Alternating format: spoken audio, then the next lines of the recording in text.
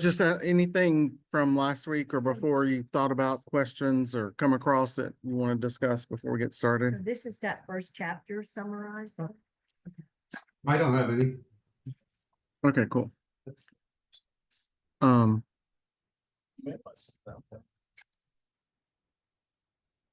there's Lorraine. She came back. It's connecting. As soon as I see her pop back up, I'll jump back on.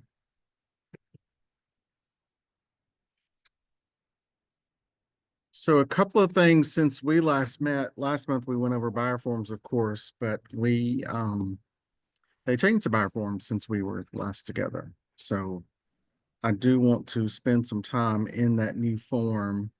So you make sure you don't have any questions or if you make sure you understand what the changes were.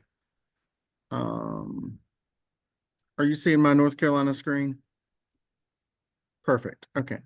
So last Friday, first time ever, they've had 3 form changes within the year. Usually it only happens at the break of the year every July. They redrafted exclusive listing agreement. Basically they took the old one and threw it away and started a brand new one.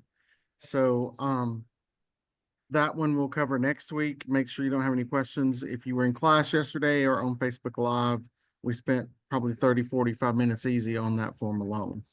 So those were the biggies. A major change was the fee structure in the listing side. And that's what we really need to stress and get across is that the major change in the listing agreement is you enter what you are getting paid from the seller, not what both parties are sharing of anything. It's your portion. Where we used to say, okay, the office fee was 6, and then we're going to share 3. Thank you, Sydney. Great to see you. So now you don't enter 6 and subtract 3. You enter 3, and then it asks if you're going to offer compensation to the other side. So that's a major change on compensation for the listing agreement. But the biggest thing is we want to talk about the buyer agency. So make this big enough. Is that big enough for everybody to see? Yes. Okay, good. Oh, gotcha. He's on the screen. Daniel's logging in. So there we go. So the agreements between the client and the firm, of course, and I'll keep an eye out for questions if y'all type any or whatnot. So the services you provide, it's basically the buyers looking and locating around property where. So that can be North Carolina. It can be Orange, Alamance, Guilford, and surrounding counties. It can be all the way down to one address. It could be, we're assisting in locating and buying the following property at 123 Main Street. That can be any, because you're licensed in the state. Just remember for licensing and code of ethics, it does say that you won't practice outside of your expertise. So if one of your expertise is not Asheville, I would think twice about helping someone in Asheville. I would probably just give them a referral and you bank the money and work with someone that's local. Disclosures, 3 that you need to give. One, you have or have not signed with another firm. It asks if they're working with a relocation company. And then it asks if they received the samples of the following: an offer to purchase and the pro services disclosure. Again, it asks you if you've given those samples because it's expecting later on there's going to be an offer to purchase and then there's going to be a pro services that's filled out at the end. Every agreement in North Carolina has to have a start and a stop. So it starts the day we sign this and it ends, you have to put in some kind of date right here. Doesn't matter what the date is. It can be for today, 24 hours. It can be 6 months. It can be 3 months. It can be 90 days, 100 days, doesn't matter, as long as there is some kind of date in here.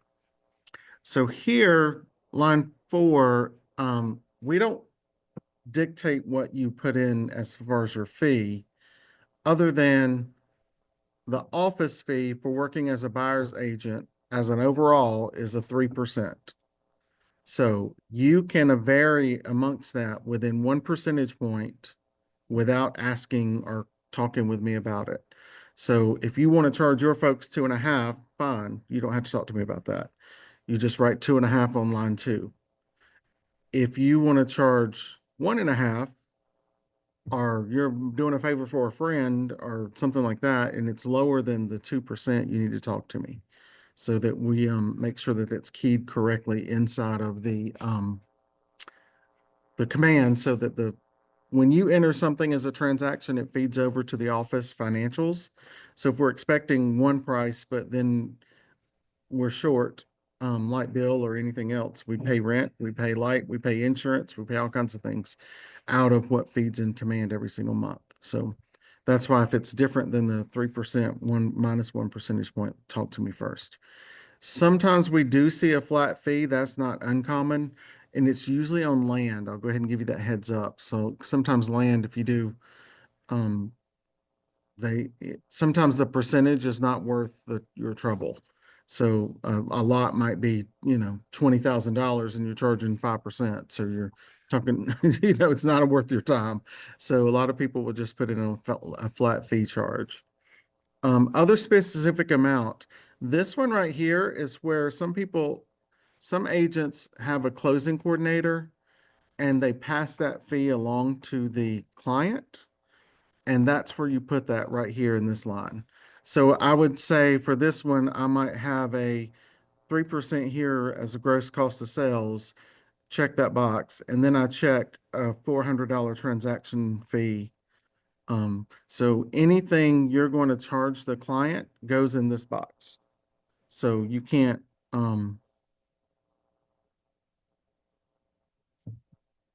so check here, 3%, check here, and it's 400 for a fee for a coordinator.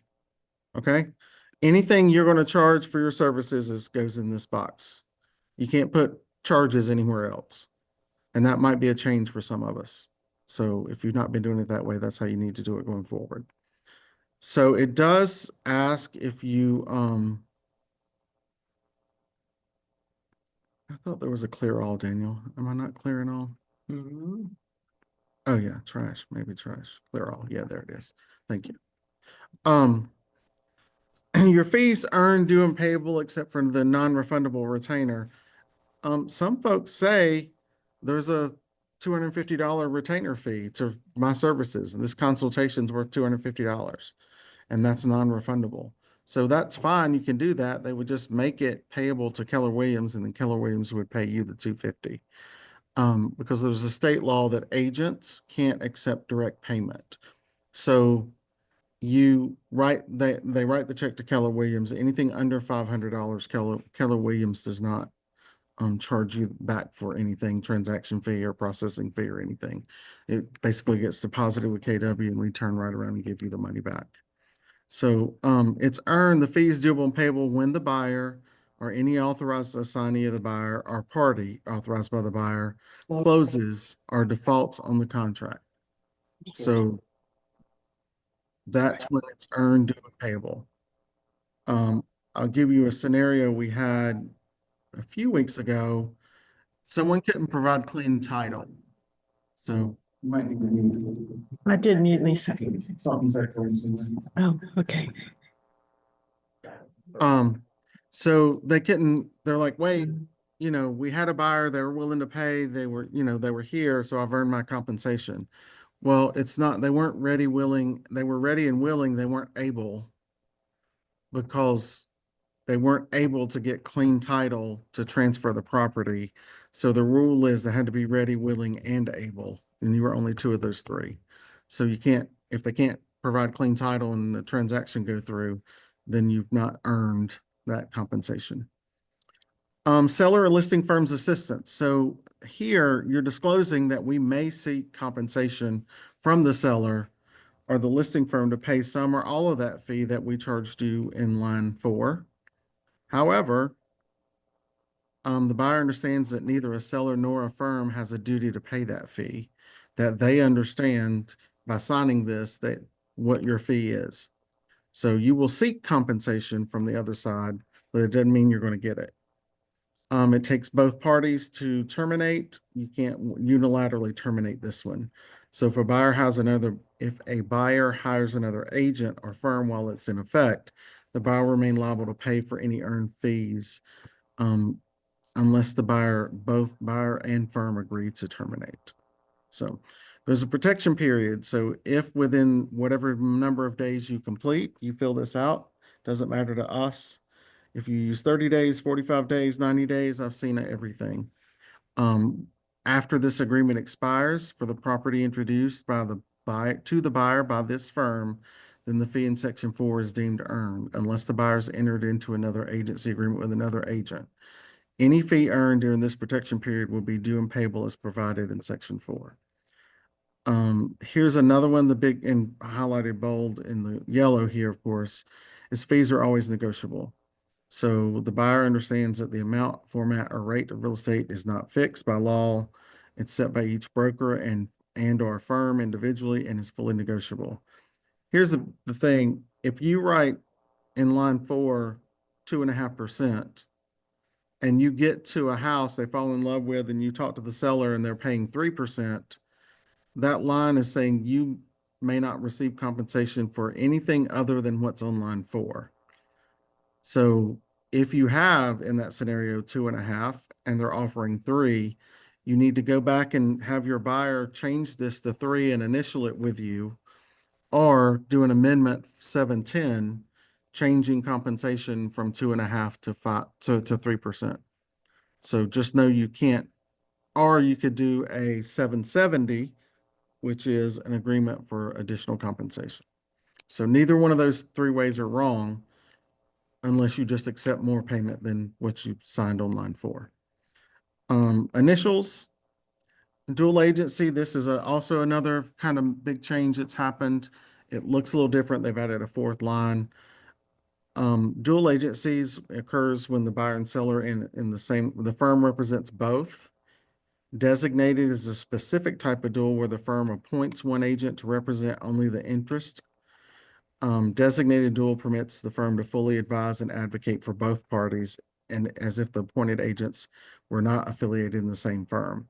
So rarely will you all be doing designated agent dual, because that means I have to step in and assign duties to someone. So you can see there, not every firm real estate offers dual agency or designated.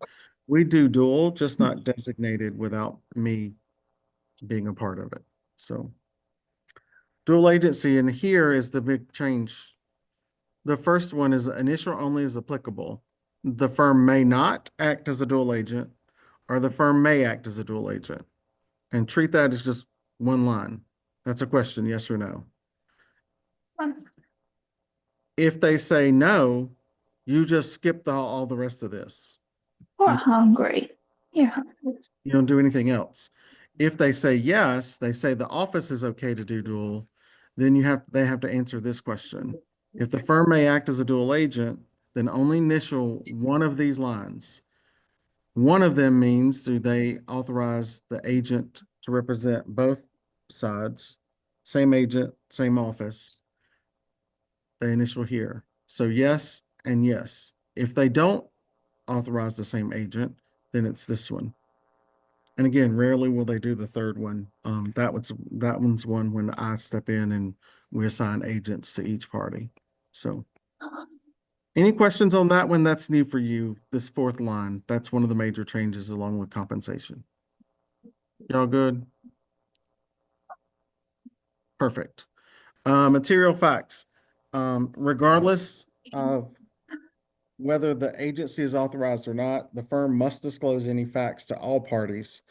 Sometimes even if it doesn't feel like like if I'm the listing agent and I disclose something about the house, it feels a little awkward. You're required by law to share that. You can't keep it. So if you find a material fact, like a foundation or a leak or whatever, you can't keep any of that information. You have to tell the other side. The state's definition of material fact is anything that may sway the decision to purchase. And what the problem is in that statement is you don't know what may sway someone's decision to purchase. Daniel may have a problem with gray paint, but he can visually see it's gray paint. What he may have a problem with is if the roof was older than 5 I'm years. sorry. So if I know the roof is older than 5 years, I have to tell Daniel that, because that may sway his decision to buy. Surveillance, here's the biggie here. They can do audio. I'm sorry, they can do video. They can't do audio. So like they can't have a nanny cam. They can have a nanny cam, they just can't listen to it. They can't have the audio portion of it. Also, we shouldn't be taking photos unless it's approved. We Hey, should Bubs. on the buyers responsible, their privacy. Example, if I were to take pictures of a medicine cabinet inside a desk drawer, then the buyer may be subject to liability. The firm may not have control over pictures or videos of a property that a buyer may purchase. Such information will not be removed from public display. I'll tell you what happens right there. Most of the time, it's like we've had the transaction and then they go back after the fact and they want the inside pictures removed from the house. Or they want the floor plan removed from the house, or they don't want the general public to be able to see where the daughter's room, the son's room, the kid's room is in the house. Sometimes we're fortunate to get them to change those after the fact, and sometimes we've been shot down with the MLS. And what happens is once it's out there on the internet, it's hard to pull it back from 800 websites. So once it's out there, it's out there. We can ask, but doesn't mean it's going to happen.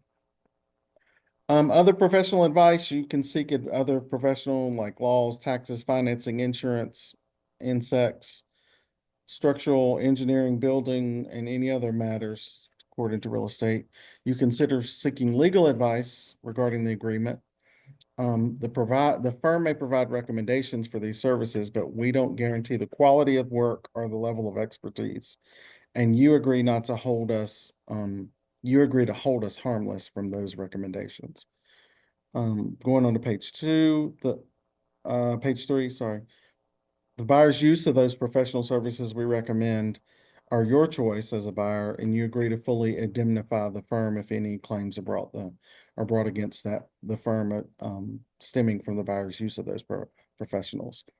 That's why you're seeing so much pressure on pro services, because we're seeing complaints and lawsuits and things out of the commission about, I hired someone to inspect the whatever, and I'm mad at the buyer's agent, I'm mad at the firm, and I'm mad at the inspector, and I'm mad at the inspection company, and I'm suing the listing agent, and I'm suing the listing firm.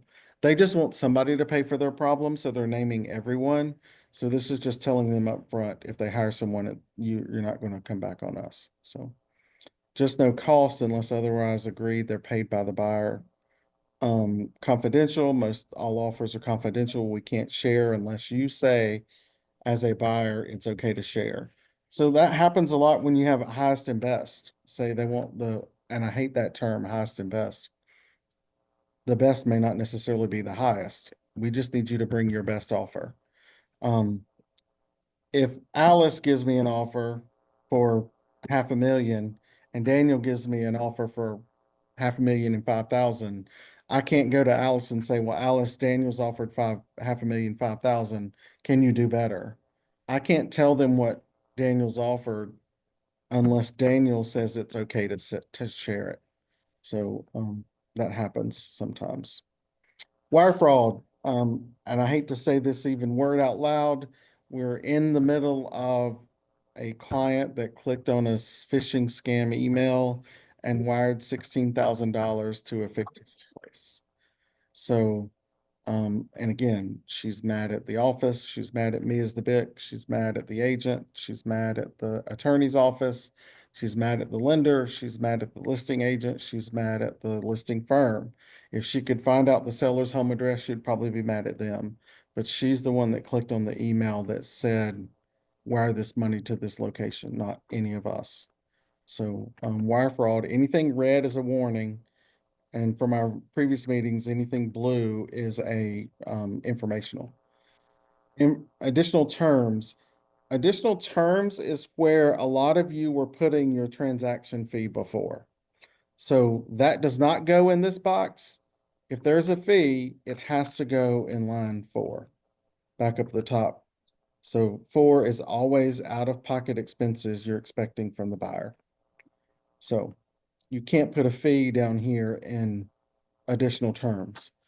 What you can put in there is things like on the listing side, agent agrees to pay for inspection, agent agrees to pay for pictures. Early termination fee, you could put that there. If this agreement's for 6 months, if you terminate, there can be an early termination fee of X. So, you can, yeah. This merger modification and assignment, and you don't have to put that there if you want, and I'll tell you why. This sentence in line 13, it says, this agreement may only be modified and written by all parties and may be assigned by consent by all parties, subject to statutory limitation, legal proceedings are instituted to enforce any provision. The prevailing party, meaning whoever wins in a lawsuit, shall be entitled to recover from the non-prevailing party reasonable attorney fees, court costs, connection with that proceeding. So, in the listing agreement under this merger modification assignment, it says you can ask for a recoupment of your fees if they terminate. So, just know that listing side, because you have more fees on the front side, like you're paying photos, you're paying for measurement, you're paying for things to get it in the internet, that line of merger and modification on the listing side actually says I can have recoup some of my expenses. Here, and we'll talk next week, it does not say that. So that's where you might put an early termination fee in that line 12, if you wanted that. We don't discriminate for any reason, regardless of any practice. We have 9 Weenie. non-protected classes as a Realtor. Race, color, religion, sex, national origin, handicap. That should say disability, not handicap. Familial status or any party or prospective party. Under sex includes gender identity and sexual orientation. That's the additional 2. So, and then signatures. So what questions on this new version that came out last Friday, if any? We all good? Okay, what you got? So, Go ahead. the distinction about designated agency, when you were saying, I may have been thinking about this incorrectly for a long time. I thought that designated agency is what would happen when another, we're representing a buyer with a listing in our firm, and we want to fully represent that buyer, right? Not act like a classic dual agent, where you can't give any information. Yeah, so here, you're right. What usually happens in designated, usually something has happened Weenie. and they've approached the firm that says, I believe that my information has been shared with the other agent in your office, and I have to step in and assign new agents. And I designate a new agent to represent one or both parties.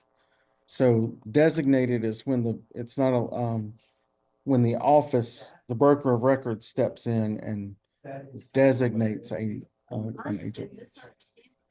So if we're not a designated agent, I thought if we were acting as a classic dual agent, we can't make recommendation. If we were being a true dual agent on our own listing, we cannot recommend what a buyer offers and what a seller can. Absolutely. Right? So if you're in a dual agency on your own listing and you're representing buyer, if either party at any moment says, wait a second, I don't feel like I'm getting representation, Right.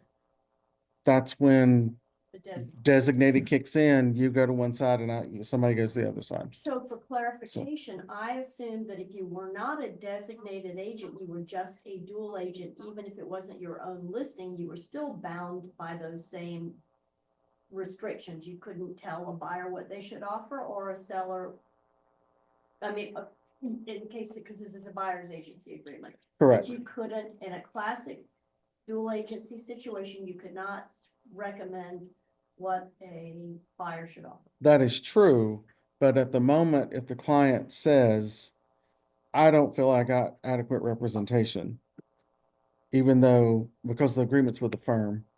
So the firm would step in and designate an agent to assist if they raise their hand and feel unrepresented. So, What the buyer's So- agent's so- capable of doing, sorry. hold on just a second.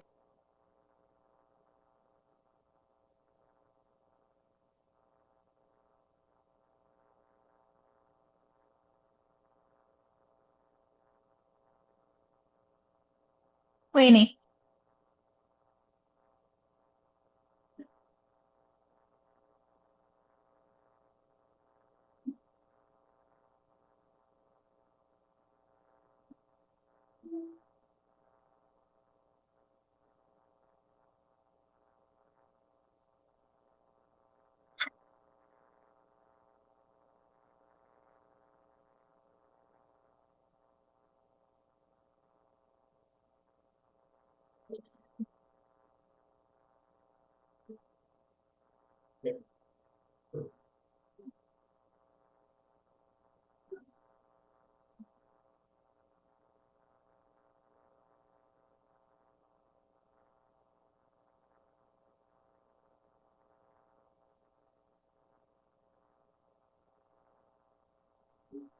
Yeah, it's no different than like a buyer's agent hosting an open house. Treat it like that. Because you don't have to have a new WWREA or a new listing agreement for them to host an open house, because that is an agreement and it's almost like a seller sub agent.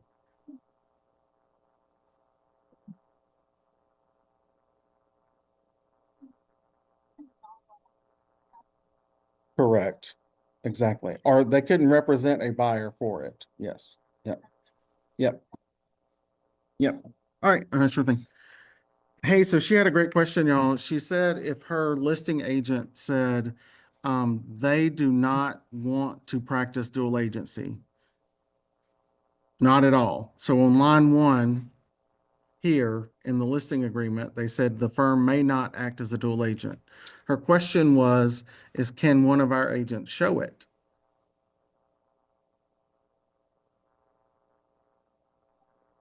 Y'all want to take a stab at it? Like they could show it, but they can't make an They offer. can show it, they can't make an offer on it. Yep. Because the listing agreement is with the firm.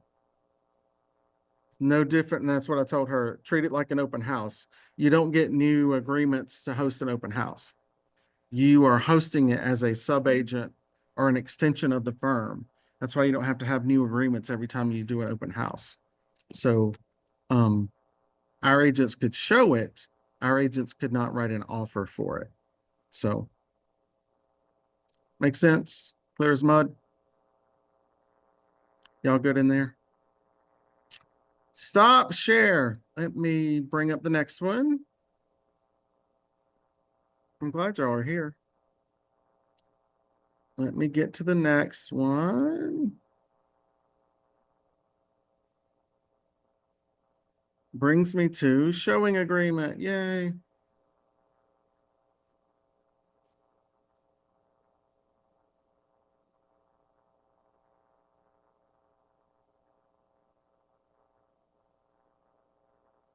All right. I hope you are seeing property showing agreement. Is that correct? Yes. Okay, perfect. So this one is if they refuse to sign agency with you. And the new lawsuit says you have to have some type of an agreement to cross a threshold. So that's the term, cross a threshold. So if they refuse to sign an agency agreement, the one we just did is an exclusive agency agreement. This is a showing agreement, and the highlighted portions of what been added. So this is an agreement between this client and the firm. The services we provide are touring properties in North Carolina orange elements and surrounding 1, 2, 3, all the way down to an address. It doesn't matter. What has changed here is this right here.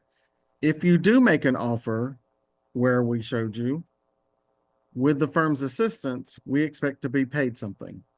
And that's where you key in 3% of the purchase price, 2.5, a flat fee, plus a $400 transaction fee, whatever that is. If you help them from this property, you expect to be paid. Other showing agency agreement, they have or have not other agents signed this with other agents. How long does this last? It can be for 24 hours. It can be for 6 months. It can be for whatever. Every agreement in North Carolina has to have a stop and a start. Fee for showing. So you may charge a $50 showing fee. That's fine if it's your choice. They won't sign with you and you spent your time, spent the day. You may charge $100 a day. I don't know what you may charge. You may charge nothing. So you put here, the buyer will pay a non-refundable fee of X. You put whatever that is, or no fee is owed. The amount, format, and rate of real estate compensation is not fixed and is completely negotiable. That's a big change. Dual agency. This was not there before. You're asking the firm may or may not act as a dual agent while providing showing services. Dual agency occurs when an agent from the same firm represents both sides, whether that's 2 agents or 1. The buyer directs, otherwise in writing, the firm will not disclose to a seller any information, which is Alice's question. You don't share information with the other side. That information is confidential. Sometimes clients will say, I don't think they kept my stuff confidential. That's when you go into designated dual agency. Reality is offering advice about what a buyer might offer. Yeah. That would be considered not a classic. Yeah, in a dual agency representing both sides, you can no longer recommend a price. You can't recommend an offer to the seller and say, this is a better offer. You can't say to a buyer, this is a great price. You should offer X, Y, and Z, because you're only sharing the documents back and forth and answering questions. You're not directing in any point. So in order to direct, one needs to be a designated agent. Yep. And we would go back in and do a 710 updated page, whatever, or I mean, I represent a buyer, you'd love to, yeah. unless I'm. But being what may classified. happen if you're a dual, 1 agent, 1 office, and you know everything about both parties, we would decide you aren't one of them. You know too much about all of it. And that we would add Mary Lee and Daniel as designated agencies, and you're out of it. They would get paid a flat fee or referral or whatever. We would work it through it. I've had to step in and finish transactions because personality conflicts or something happened or whatever. So as BIC, we designated myself to take over the That's simply transaction. done. Yeah. It's not this office, whatever. I always want to be able to support my buyer with comps and advice about what they may offer or negotiating strategies. Perfect. So I need to be a designated agent in order to do that, correct? Yes. Well, you're hanging up on the designated part. The only time you're ever designated is if there's some kind of something that's happened and they want the firm to step in and designate a new person to represent them. Not on my own listing, I can recommend what a buyer offers. If you're dual on, no, you can't. You're not supposed to. Then I'm not fully representing my buyer. But if you're doing both sides, you can't do that. No, not both sides. Yeah, if One you're on side. one side, that's perfectly fine. In that scenario, if it's 2 agents, 1 office. Yeah, if it's 2 agents, 1 office, and you can be designated to your side of the transaction and we would just designate somebody on the other side. If it were not one of our, yeah, right. So, Okay. non-discrimination, again, we don't discriminate against anybody, non-protected classes. And then we just sign. I'm freezing. So that's all of that document. Any questions on the showing agreement? This is a new form for you that just came out in October and we've already tweaked it. in January. So we stop share on that one. And we have one more. Now it's better. She looked at you because she was embarrassed. Others. It's okay, Trixie. Share screen. Okay, tell me if you see non-exclusive buyer agency agreement. Perfect. Hey, so on this one, it's again agreement between the firm and the buyer. Services, you got to give it a location all the way down to a single address, perfectly fine. This one is when it's a 203 and they want to work with you, but they might want to work with another agent at another firm. They might want to work with another agent in another town.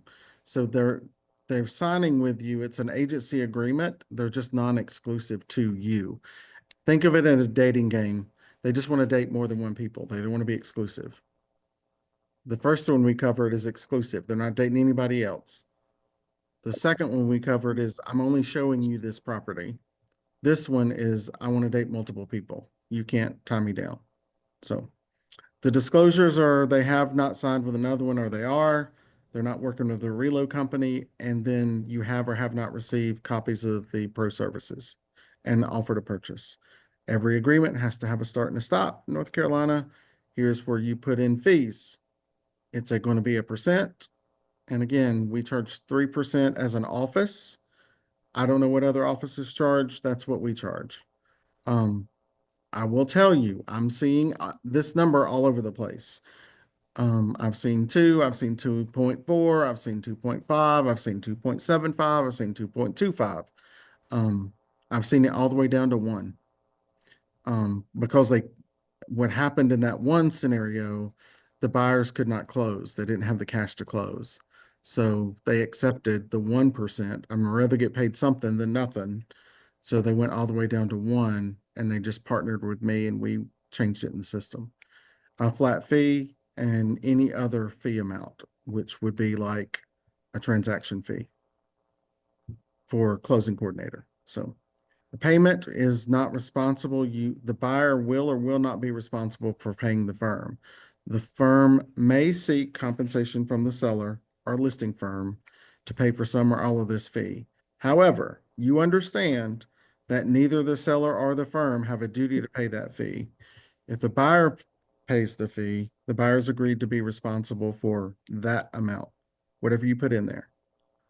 When it's due and payable, takes both sides to terminate, negotiate. Buyer understands that the amount, the format, or rate of compensation is not fixed, set by brokers, and is individually and fully negotiable. We may not receive compensation for services from any source that exceeds the amount. So again, say a builder is offering an extra percentage point if you close before the end of February. You have an agreement in place that says 2.5. So they're offering an additional percentage point. So that's really 3.5. You have to go in and do one of 3 things. Update this and all of you initial it, the buyer and you, if they're married, both parties. Or you have to do a 710, which is an agency amendment from 2.5 to 3.5. Or you can do something called a 770. The 770 form is an agreement to additional compensation. And you're just putting an additional 1%, and the buyer signs that they're okay that you are accepting more money than what is written on this form. So fees are negotiable, dual agency. And then it's the same 4 lines that you saw before. Yes or no? And if it's a yes, you jump down here. If it's a no, you stop and you can't show them a Keller Williams Central property. So if they don't do dual, it can't be a Keller Williams Central property. It can be a Keller Williams Durham or a Keller Williams Chapel Hill or a Keller Williams Greensboro. It just can't be a Keller Williams Central because those are all independently owned and operated offices. Material facts, same as before. If we become a dual agent, you waive all claims, damages, and losses against us. Surveillance, professional advice, inspection costs, confidential. Wire fraud is a warning. Additional terms, which they would be very few if I never add anything in there. Mergers, non-discrimination, and all parties sign. So non-exclusive is 3 pages and exclusive is 3 pages. It's the same amount of pages. One just says, I'm only working with you, and one says I have a right to work with other agents. So, Again, if you, or you, I don't recall, you compensated the non-exclusive if they buy that property, even if they're dating other people, can they use? Yes. Can they use another agent to buy that property? no. Yeah, and that's part of the agreement. It says in there, if you buy this property, you agree the firm is the cause of it. So are those clear? Those 3 forms, I really want to dig into them because they're new all the way around with changes. Any questions on those? We all good? I just wanted to deep dive on those. So perfect. Thank you on the thumbs up. I appreciate it. Anything else you want to talk about? Any burning questions or whatever else at the moment? We just did some great stuff in this class for AI, with ChatGPT that, like she used an example of create a 6-month marketing plan geared towards buyers that are looking to buy in Burlington, North Carolina within a price range of $250 to $450. And it gave in a 12 touch plan, 8 of them being emails, and it wrote the emails, 4 of them being a text message, 2 of them being humorous. Like it was pretty fascinating. In like under a minute, we had a 6-month plan to reach out to buyers in Burlington. So, and I think Daniel's going to have that class for you, or at least some of the slides from it, and can teach it. He's going to do AI tomorrow from 11 to 1. Yep. Yeah. So he'll cover applying what you learned today in class tomorrow. So, that is that. Hey Daniel, are you gonna record that? No, because they're just active workshops. Oh, okay. So Yeah. Okay. Something that came out today I want you to be aware of, is that, let me pull it up. Give me just a second.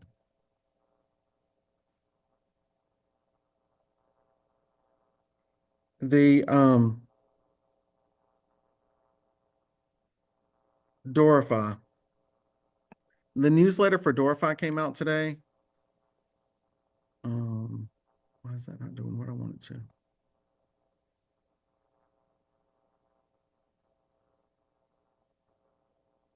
Daniel. Oh, glorify what? I'm sorry. there we go. It wouldn't let me open it for a second. Share screen. Wait, we got a question.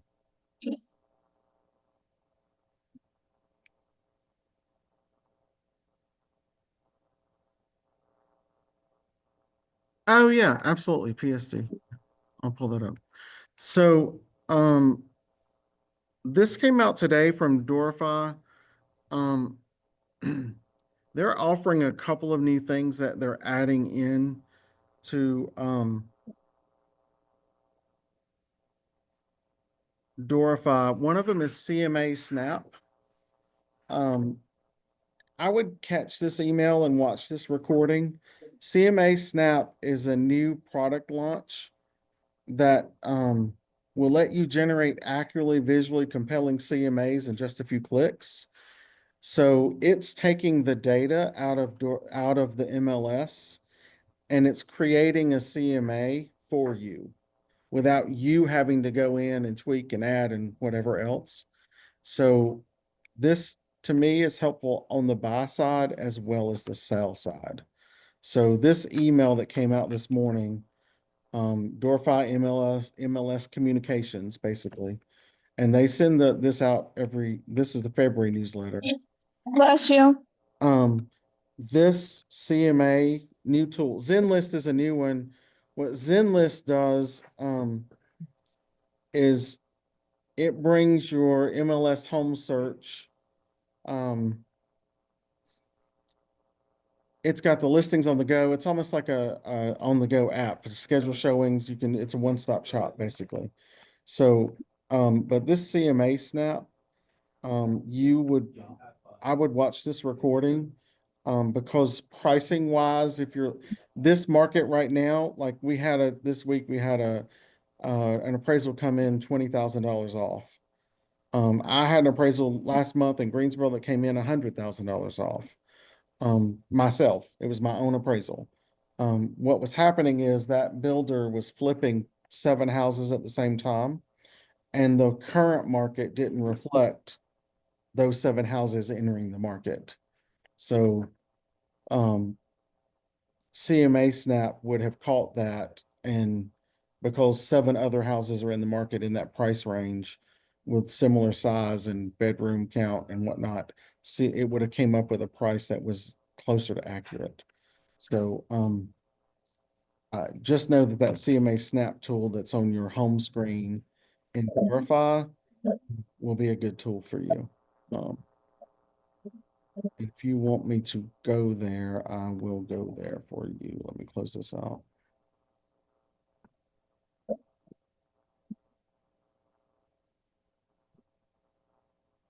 Alrighty.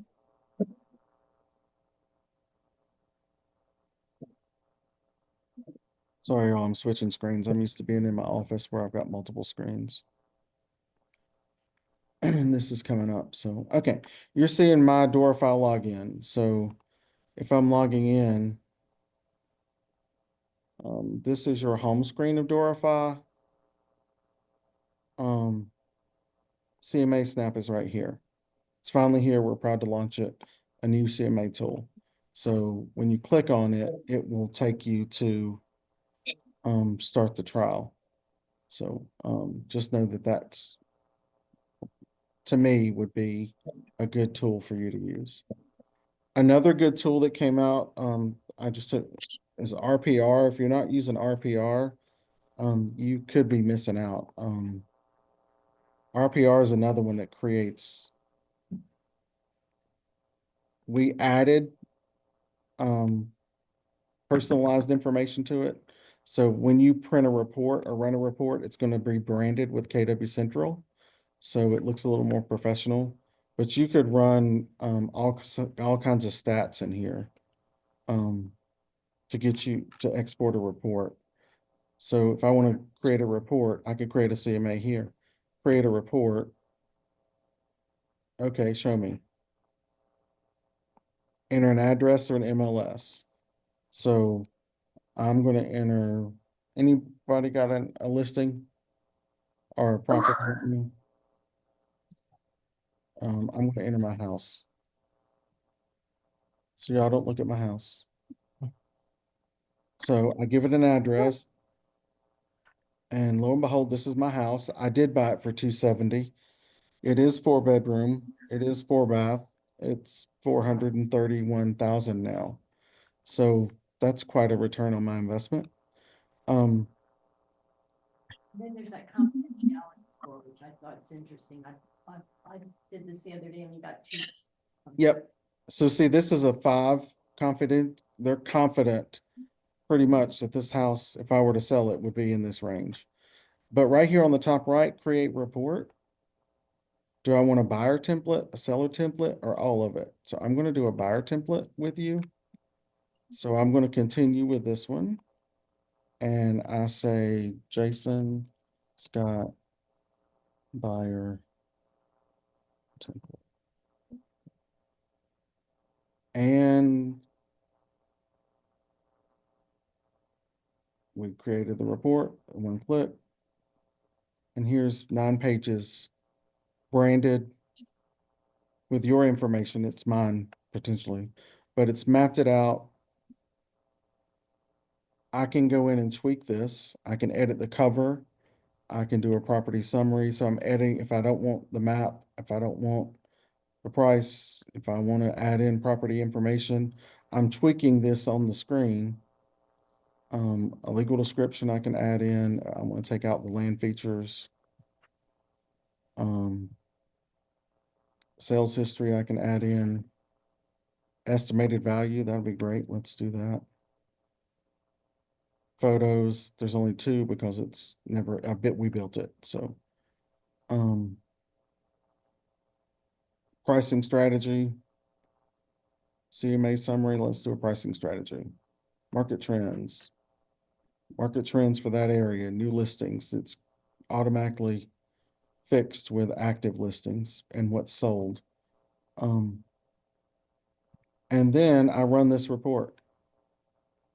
Here, I can copy this and that report is ready for me to email. I just did that. Super fast. If I want to email it or download it, I can share it to social media all right here. So if I want to download this report, it's going to look just like this. There's a class February 27th at 11 if you want to take that class. So that's what keeps popping up over there to the right.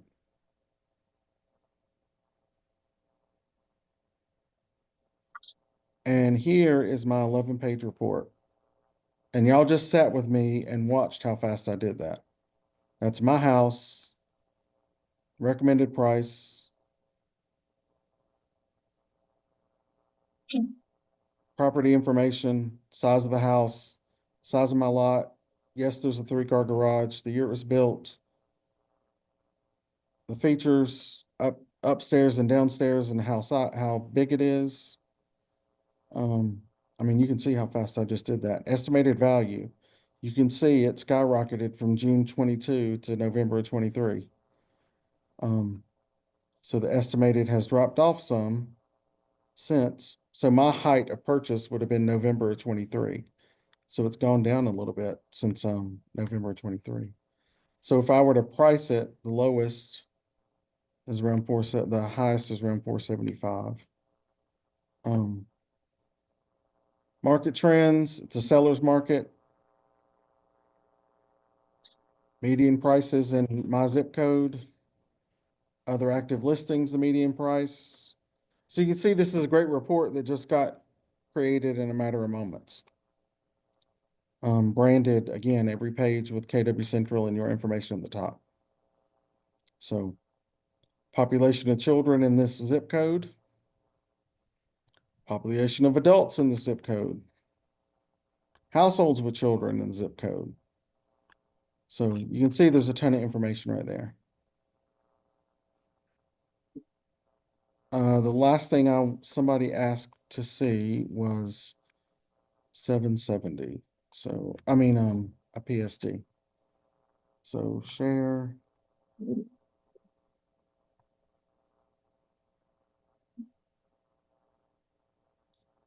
So this is my North Carolina site. If I want to see professionals, anything I want to see, every form is here. If I could spell.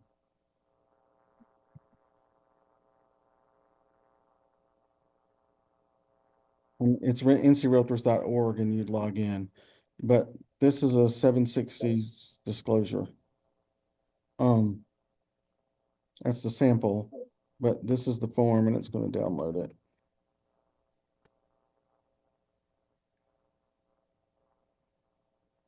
Okay, so property address, it doesn't matter if you're a buyer or a seller. It's good for both sides.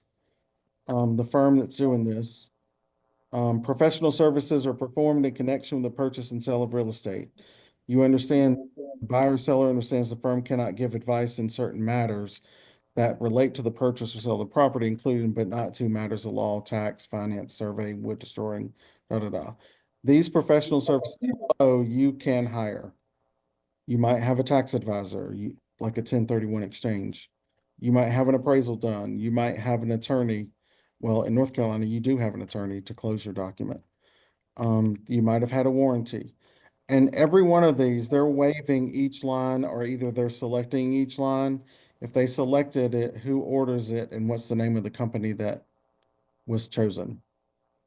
Inspections, you could have had an overall home inspection. You waived it, you chose it, who ordered it, what company? if you had a pool inspection, a radon, a septic, well, insect, waive, chose, ordered company. Insurance. I'll say here, y'all know, flood insurance, that's why we have you pulling the flood maps and submitting them. If they're in a flood zone, we actually had, like a seller said, no, I don't carry flood insurance. And someone was buying it and they were buying it with a loan. And the loan was the lot was in a flood zone, even though the seller didn't carry flood insurance, the lender was gonna make them carry flood insurance because the lot was in a flood zone. Then the buyer didn't qualify for the house. So not knowing if it's in a flood zone or not, is pretty important. What happened in Asheville, most people aren't thinking they're gonna flood on the side of a mountain. So most people don't have flood insurance up there. So if they didn't have flood insurance, none of that's gonna be covered. You think what a disaster that is. Survey, and there's a ton of blank lines for them to write in whatever company or whomever they hired or chose or did or didn't. And then, blue boxes are for information, and then you just sign it. So did that cover, so whoever asked me about pro services, did that cover what you wanted? Yeah, when you made the suggestion to if no services were ordered, that you Yes. could get waived. Can you Yes. give me that verbiage again? So if they choose, all those services are recommended. They may choose not to hire any or none of any of those. They're just saying, I waive the option to hire this person or this profession to help me. And what happens is, and the reason you want them to initial the waive part, Melissa, is because if 2 years from now they come back and make a complaint against the office and you and say, they told me not to get a survey. And now my lot, they're building next door, and this actually happened the week I started. A guy came home and they had tore down 14 trees in what he thought was his property. But because he said the agent told him he didn't need a survey, the agent was not even practicing anymore with us and not even an agent. She got married and moved to another state. I went back to PSD and nothing was there. So I don't know if she told him to get a survey or not. But if he initials, I waive a survey, then that says to us when he makes his complaint, well, he waived that option when given it, transaction. Right, so if they waive everything, you said that we could go in and just You put, can initial the top and draw a line all the way down and write, I waive all of these options somewhere on it. Okay. Some people don't want to click, 18 boxes or whatever it is. I don't know how many it is. But if they draw a line all the way through and say, I waive all of these options, it's fine. Mhm. So, And then if you've got a team and different people are ordering things, do we put that individual name? yes, So it would be Tyler or Melissa or Christine. yes. Okay, Because if we were ever named in something within 3 years, we would know who to resource or who get that information from. So, because if they name Melissa and Melissa didn't order the wood infestation, then their problem's not with Melissa. It might be their problem might be with Christine. I don't, I'm just using that as an Right. example. But that's why. And again, both listing agreement and buying agreement ask if you gave them a sample of pro services, because the commission is expecting that at the end of a transaction, you're giving a client every single person they either hired or didn't at the end. So it's only to protect you and the firm. So we had somebody come back and say, right now, we have a swimming pool issue, and they had a pool inspection. They had a home inspection. They had a pool inspection, and they found something. They recommended further inspection from a pool company, installation company, and the client chose not to do that. So we have on the PSD waived but now they have a problem with a pool 2.5 years later and come back on us. Well, we now have a document that says you waive that option. We even have an email that says, we can have this investigated further. Do you want to? And they responded no. So we're probably, hopefully, going to win that case. But without PSD, I'd be in trouble. So, Good deal. hey, so I've kept y'all long enough. If you don't have anything, I so appreciate you, and we will see you not next week. The reason I won't see you next week is because Mark King, the previous president for Keller Williams, is going to be in Burlington. And he's doing a class from 9 to 4 about wealth building. So if you've not been to a Mark King session or class, free in the at the Trailhead Church, you don't want to miss next Wednesday. So RSVP on Facebook. yeah, there's a Facebook link and a RSVP out there for Eventbrite. You don't want to miss that one if you can go on the 12th. So it'll be worth your time. So you won't be with me next week. So all good? Thank you very much. I appreciate it. You all. Y'all mean the world to me. Y'all take care. If you need me, call me, okay? Thank you.